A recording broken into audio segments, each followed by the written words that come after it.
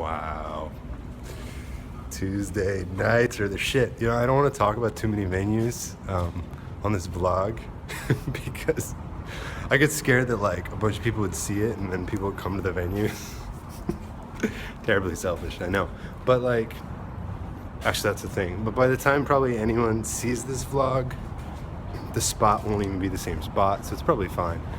Whatever, I'm in Meatpacking. I was salsa dancing, and it was so sick. They had, I guess it was former members of Tito Puente's band, and like, they were like up there like demonstrating the clave, which is great because I never remember the clave. I never learned salsa.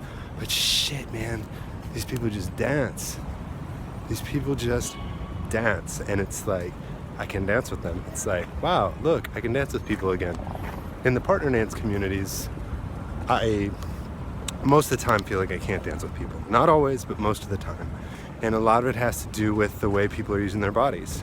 And they've got this like high tension through the arms connection thing with a disregard of the pelvis and the legs. And they just don't have that in salsa. It's the other way around. And it's so good. It's so good. Like at one point I was dancing with a girl and these two girls were dancing near us, and like we kept bumping each other, and then I like moved. I changed my spacing because we were mirroring each other and going in and out, and I changed my spacing so I stayed here and they kept coming in and out. But then like 2 basics later they started bumping us again, and I was like, oh man, this is like that's a joke. Like I kind of glanced over and they kind of smile, right? It's like a joke. It's like this type of communication that's happening on the dance floor. And in partner dancing, people are like, ugh, ugh. But, you know, this gets into a lot of my theories on culture, subculture, et cetera, et cetera, et cetera. And the way people are actually embodied and moving their bodies. And for as much sort of shit as people could give like a salsa culture, and I saw some poor behavior. I gave a guy a look.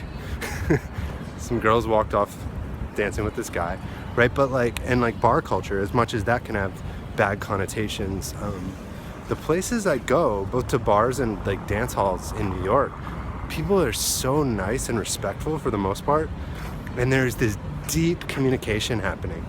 And it's funny because like years ago, even a few years ago, I would be like freaked out to go to these places.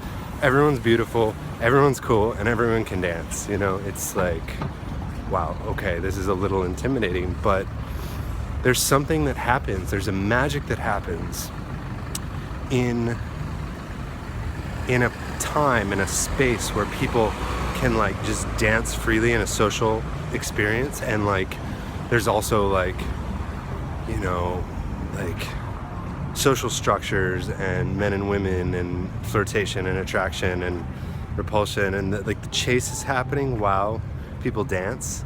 Like in a partner community, this happens all the time. People will come up, they'll ask you to dance, and everyone feels pressured to dance. I watched a girl in this community turn down a man she didn't want to dance with, and he was like, why? And he started like, what? And she goes, I want to dance with someone else.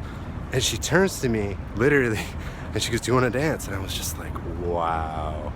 Like, that would never happen in a partner dance community, because that would be like rude or hurtful or something. But when I saw it, it was like there's a person holding their boundaries and standing for what they want, and a woman nonetheless, and that's a beautiful thing. So there's magic in the air.